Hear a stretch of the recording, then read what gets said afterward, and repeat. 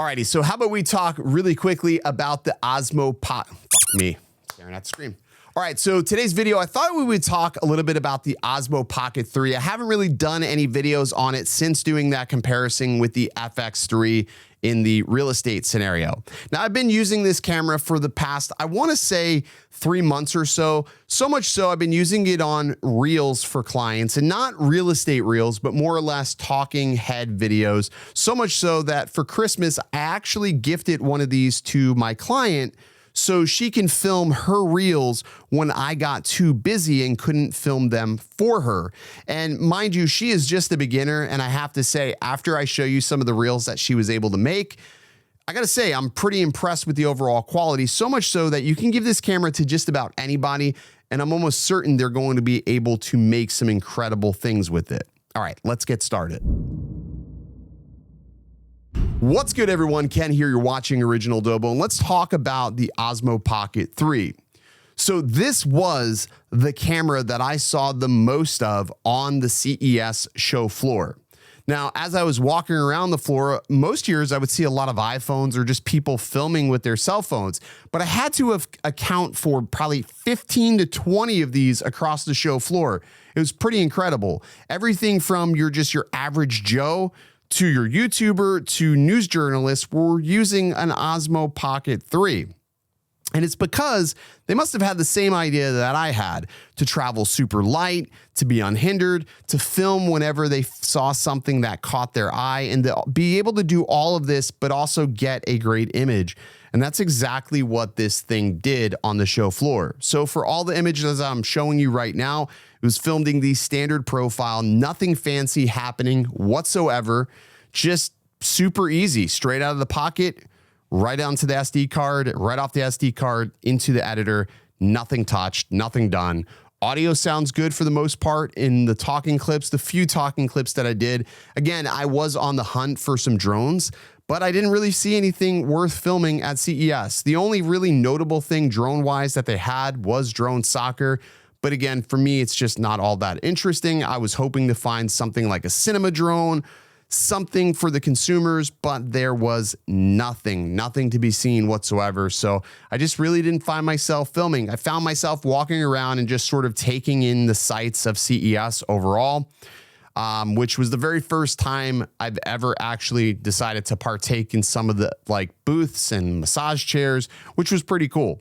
But throughout this whole time, I basically just found myself using the extended battery, the Osmo Pocket 3, and made it through one full day of filming on the show floor. And then I went back again for a second day where I just used the Osmo Pocket 3 and I did not use the extended battery, and it made it through a full half day of filming with about 30% remaining, which I thought was pretty damn good. Now, I haven't really used this professionally in houses since doing that demo video where I put this up against the Sony FX3. And mostly because I still feel the quality is a little bit lackluster.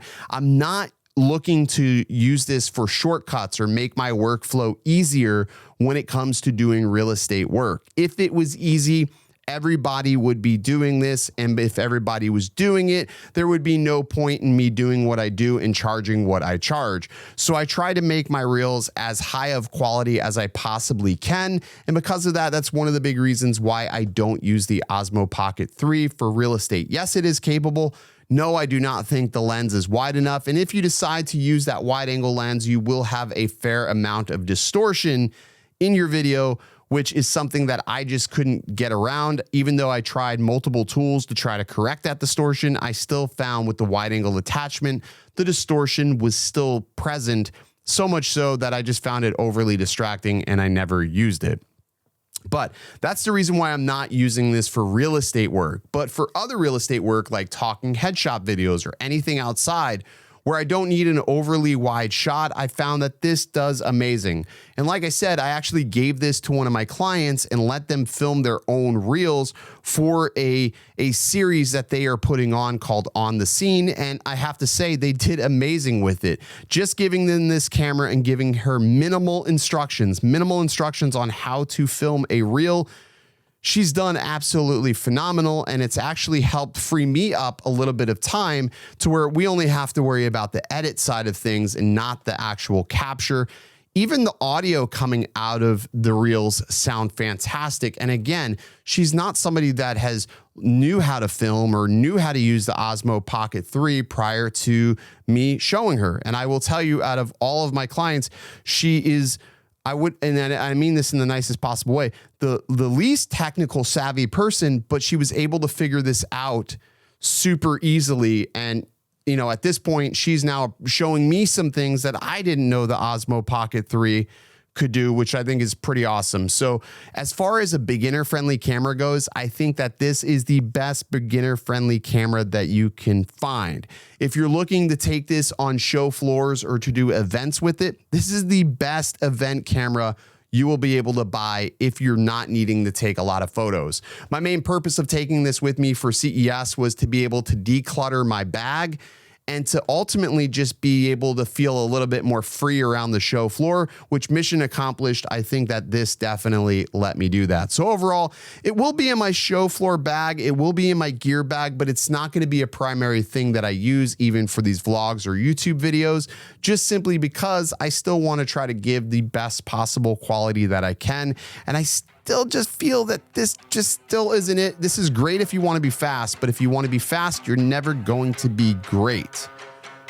Hopefully that makes sense. It makes sense in my mind. But anyways, I'll see you in the next video. Stay original. I heard they checking for me, no one checking on me, so I had to go run up a check. I got the message on me, no flexing on me, my attorney gon' call and collect. Blessings on blessings for me, my successes only made them envious, they got upset. I had to put all their egos in the